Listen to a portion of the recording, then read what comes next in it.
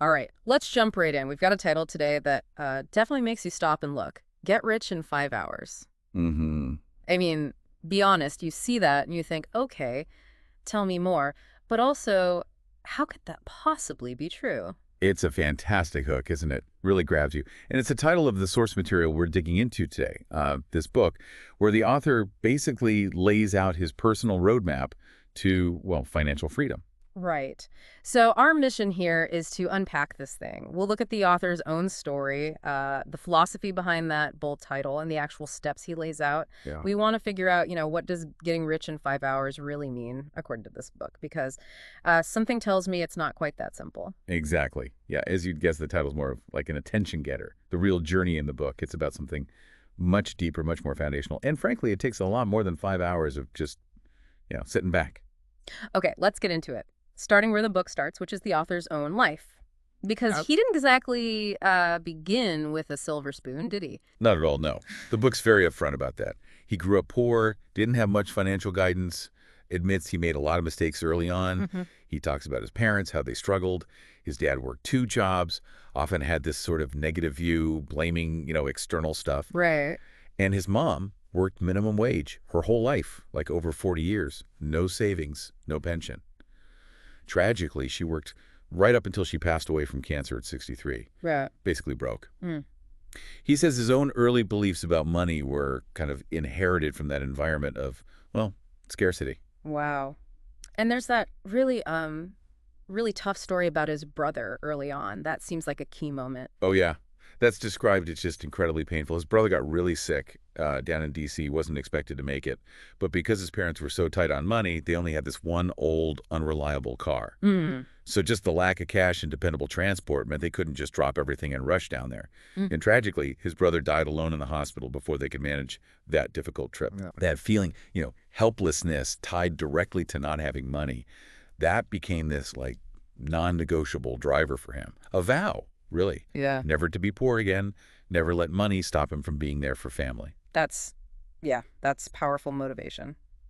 So after that, did things click for him right away? Did he figure it out? Not even close. Nope. He talks about how after college, he got into the bar and restaurant business with some friends. And, for a while, they were doing okay, bought rental properties, a boat, beach house, cash flow. Mm-hmm. But he stresses that internally, his basic beliefs hadn't changed.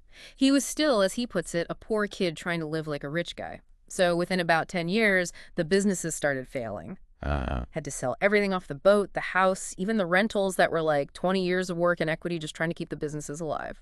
So that early success was kind of built on sand, and it all washed away eventually, pretty much. Yeah. He ended up right back where he started, living paycheck to paycheck.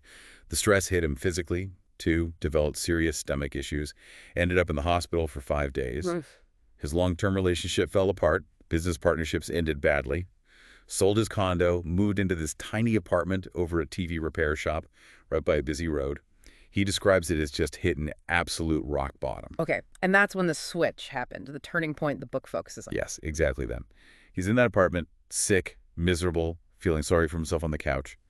Turns on the TV, and it happens to be the very first episode of The Apprentice. Ah, And he hears the billionaire host talking about two key things for success. huh. One, surround yourself with successful people. And two, do something you actually love. Simple ideas, but Right. But hearing them stated so clearly, in that specific moment of despair, he says it literally flipped a switch in his brain. He realized he'd never consciously thought about who he spent his time with or if he even liked his work. It was this sudden understanding that he wasn't just a victim. He could actually choose these things and change his own outcome. so the switch wasn't some magic bullet strategy. It was a fundamental shift in awareness, personal responsibility. Precisely. And that realization, that's the engine driving the book's whole message. His point is, look, if he could turn it around starting from nothing, making every mistake in the book, totally blind to how his own choices were driving his results, then, well, you can too. That's the hope he offers. It sounds like this book isn't about shortcuts at all. It's about deep internal change, which brings us to the core philosophy, starting with challenging how we even define rich. Right. Yeah, the book says, look, most people think rich just means dollars in the bank, fancy car, big house, but the author pushes back hard on that right away. So what is the definition of rich, according to this source, then? It's all about quality of life. He actually quotes Tai Lopez's definition of success, Yeah. having health, wealth, love, and happiness. That's the real measure of richness, the book argues. Money's just one piece, a tool. True wealth covers all those bases. Okay. And the really critical part, the non-negotiable principle, seems to be that this internal change, this quality of life stuff, has to come before the money. Yes. This is laid out as like rule number one. You have to change who you are, how you live, before the bank account really changes. The money doesn't just show up and then you decide to get your act together. Right. The classic example uses lottery winners, right? So many win huge amounts, but because their mindset, their habits, their beliefs about money haven't changed, poof. Yeah. It's often gone in a few years, sometimes leaving them worse off. Give a man a fish. Exactly. Just handing over cash doesn't create lasting financial well-being if the internal foundation isn't there. So the book makes this pretty bold claim then. Mm-hmm. The moment you truly understand and start practicing the rules and beliefs of success, you instantly become rich. How does that work? Yeah, that's his perspective. He argues the impact on your life is immediate if you internalize and stick with these principles. It's the mindset shift, right? The decision to play by a new set of rules.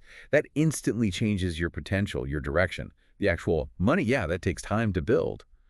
But that internal state, being on the path, having the qualities of a rich person, that can switch on in a moment. Which means you absolutely have to be willing to change. Your core beliefs, how you do things. If you're not willing, the book says, forget it. Nothing changes. Exactly. It argues successful people don't fight change.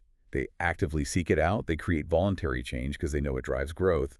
Your current situation, money, health, happiness, it's all a result of the life you've lived so far. And it's not like the world's waiting for us to decide either. There's a lot of involuntary change coming at us. That's a huge point the source makes. You know, the rising cost of living, massive shifts from tech like AI, robotics, blockchain.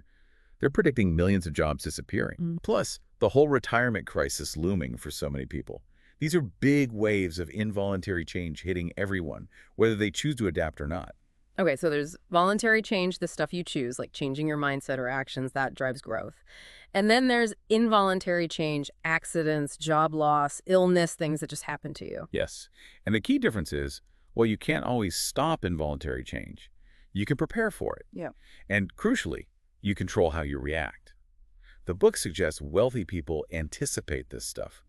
They have insurance, savings, they stay healthy so they're more resilient when life throws a curveball. Sounds like that old oil filter ad, pay me now or pay me later. Yeah, it's exactly that principle for your life. Putting off necessary changes, delaying preparation, it almost always costs you more down the line, whether in stress, lost opportunities, or actual money. And sometimes making those necessary changes involves something pretty dramatic, like the idea of burning your boat. That's a powerful metaphor used in the book. It's about making those tough, maybe even painful choices.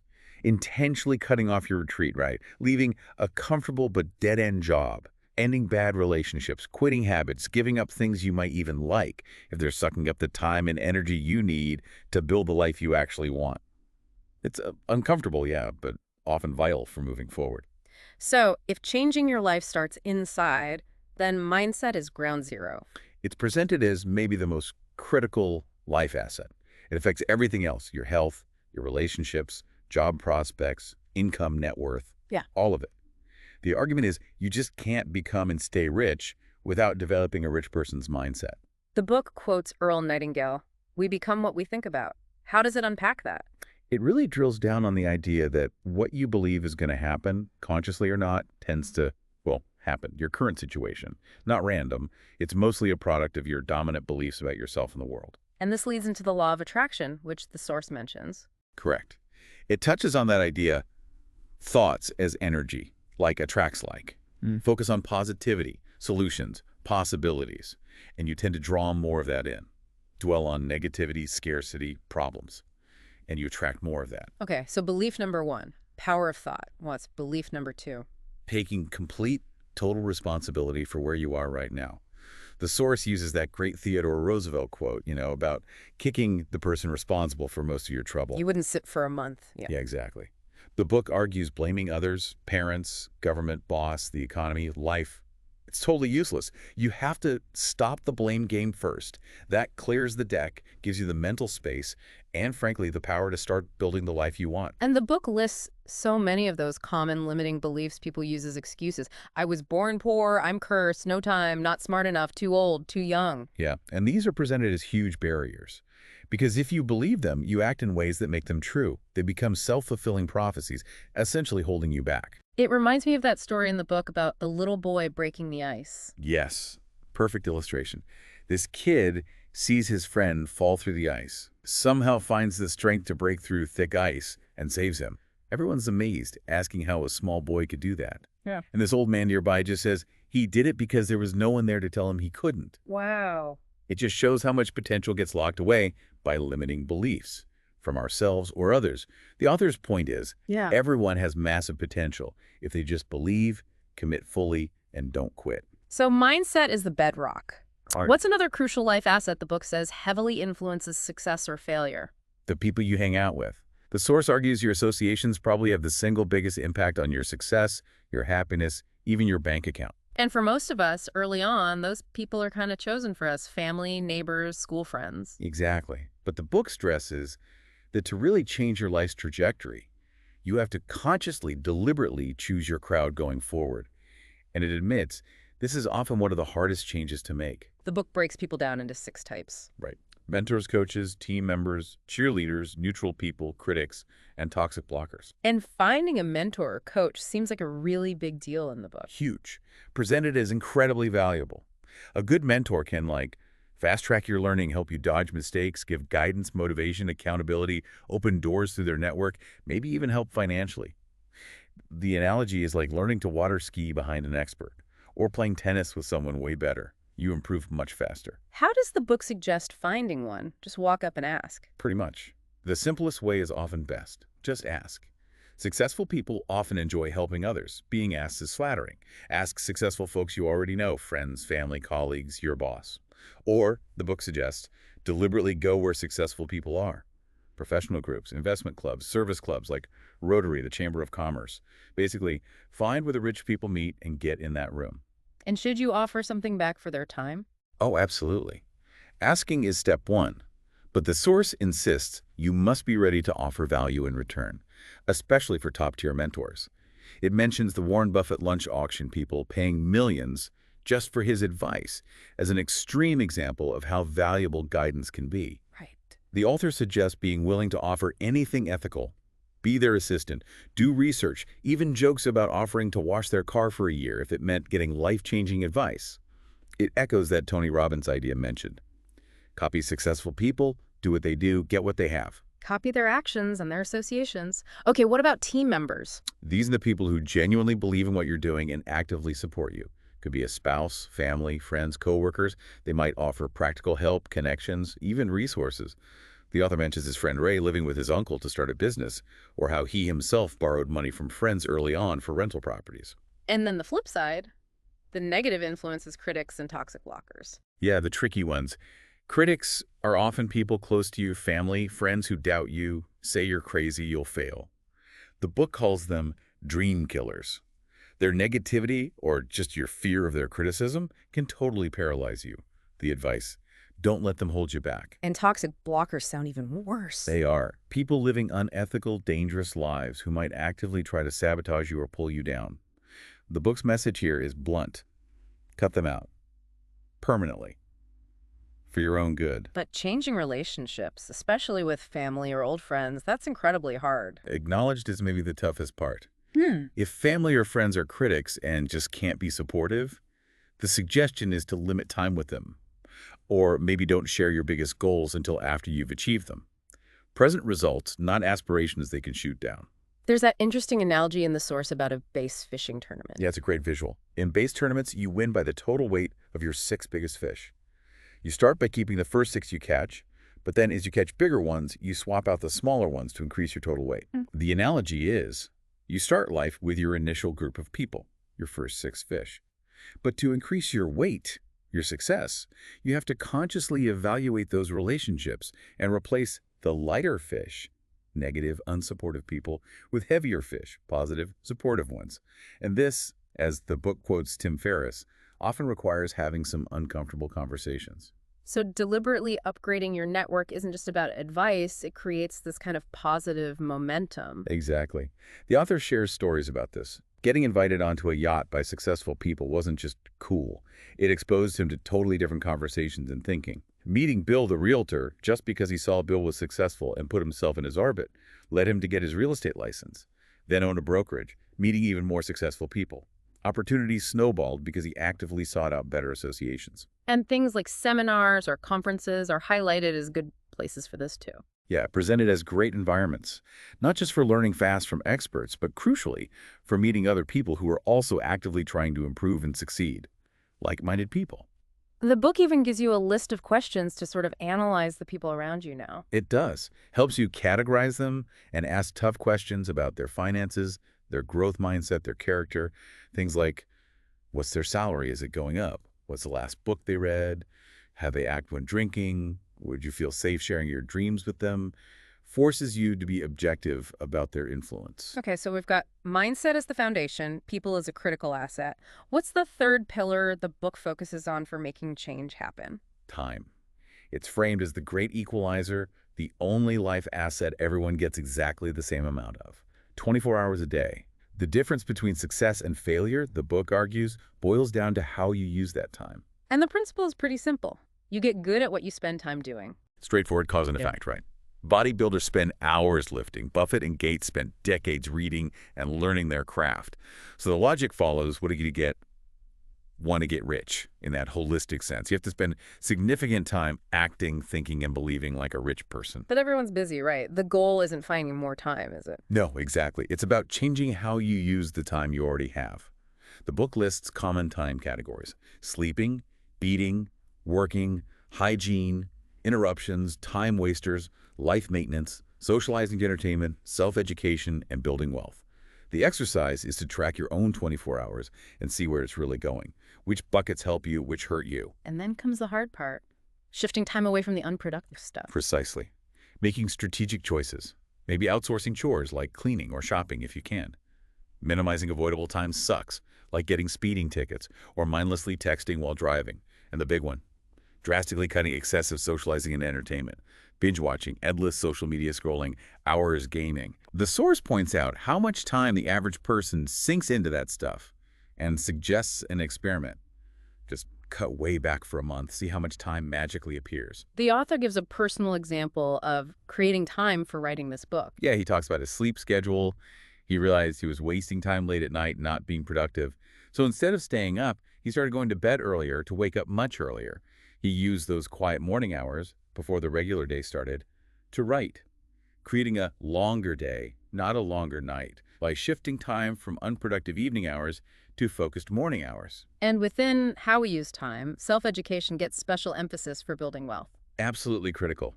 Rich people, according to the book, don't see learning as a task that ended with school. It's a constant, non-negotiable investment in themselves. Best investment there is, really, your own mind. Becoming rich means becoming almost obsessed with learning, making it a lifelong thing. And this is different from traditional formal education. Yeah.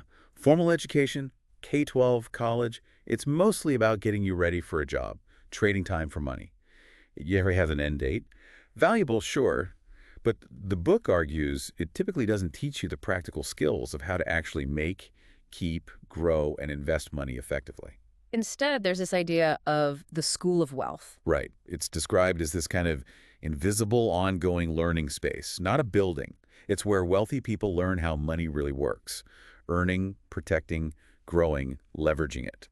They learn by surrounding themselves with other successful people, absorbing their real-world knowledge, learning from their experiences, their mistakes. Learn from mistakes. Just make sure they are someone else's. And getting into this school of wealth is easier now than ever. Totally. The book points to all the resources: YouTube, online courses like Udemy or Skillshare, podcasts, audiobooks, regular books, seminars, conferences. The author lists people he follows: Gary Vee, Tai Lopez, Tim Ferriss, others. The knowledge is out there. It's about choosing to invest your time in accessing it. He gives a list of 10 must-do self-education habits, and the first 5 are really about clearing space, aren't they? They really are. First 5. 1. Read this book. 2. Stop TV, social media for pure entertainment. 3. Cut back general social entertainment time. 4. Stop watching sports every weekend. 5. Stop hitting bars clubs frequently. They're presented as the essential first steps, low-cost, high-time return to free up hours for higher-value stuff like learning. Okay, so you shift your mindset, curate your circle, redirect your time. Then you can start taking concrete financial steps. That's the progression. The book's clear. Improving your finances is doable, but it takes consistent effort, discipline, sacrifice. It's active work, not wishful thinking. The source lays out 7 critical steps to a better financial future. Let's run through those quickly. Okay, first, get lean and mean. Basically, control your spending. Track it, cut the fat, plug the leaks. Second, delayed gratification. Resisting impulse buys. Postponing that immediate pleasure new gadget, fancy dinner for a bigger future gain, like investing or paying off debt. Discipline. Third, maximize current income. Actively try to earn more where you are now. Ask for that raise or promotion. The book mentions how uncomfortable people are with this, again linking to Tim Ferriss, and uncomfortable conversations leading to growth. Also, be willing to change jobs for better pay if needed. Fourth, get out of bad debt. Focusing on consumer debt, credit cards, car loans for personal cars, stuff that doesn't make you money. The plan offered is simple. Stop using credit cards immediately. Consolidate high-interest debt if you can. Always pay minimums on time. Then throw any extra cash at the smallest balance. First, the debt snowball method. And step 5, fix your credit. It kind of follows from that, right? Exactly. Pay down debt, pay on time, your credit score improves naturally, which is vital for future loans, for investments, businesses, better insurance rates, plus less debt equals way less stress. Sixth, get educated about how money works. We touched on this with self-education, but it's listed as a core financial step. You can't manage or grow money well if you don't understand the basics of finance, investing, etc. And seventh, save 5–10% of everything you earn. Presented as non-negotiable, a habit. Got to do it consistently, no matter how much or little you make. Build that savings muscle first. Okay, beyond mindset, people, time, and money, there's one more absolutely fundamental piece the book insists on for success: your health. Yeah, health isn't just like a nice bonus. It's framed as the essential fuel for everything else. You need the energy, the focus, the resilience, the positive attitude that comes from good physical health to actually do all this hard work of changing your life. The source lists key health habits. Yep, quality sleep, proper diet, staying hydrated, regular exercise, avoiding stress and toxic people, which we covered, and avoiding poisons, excessive alcohol, smoking, drugs. And the author has a really compelling personal story about his own health turnaround. He does, yeah, it's pretty striking. He describes being plagued by problems, fatigue, joint pain, severe stomach issues, landing him in the hospital while eating a typical inflammatory diet. Dairy, gluten, sugar, lots of processed stuff. Doctors found nothing specific. It wasn't until he learned about food and inflammation that things clicked. And changing his diet worked quickly. Amazingly fast. He cut way back on inflammatory foods. Almond milk instead of cow's milk. Less ice cream. Fewer sugary drinks and snacks. More gluten-free options. Not perfect, he says, but significant changes.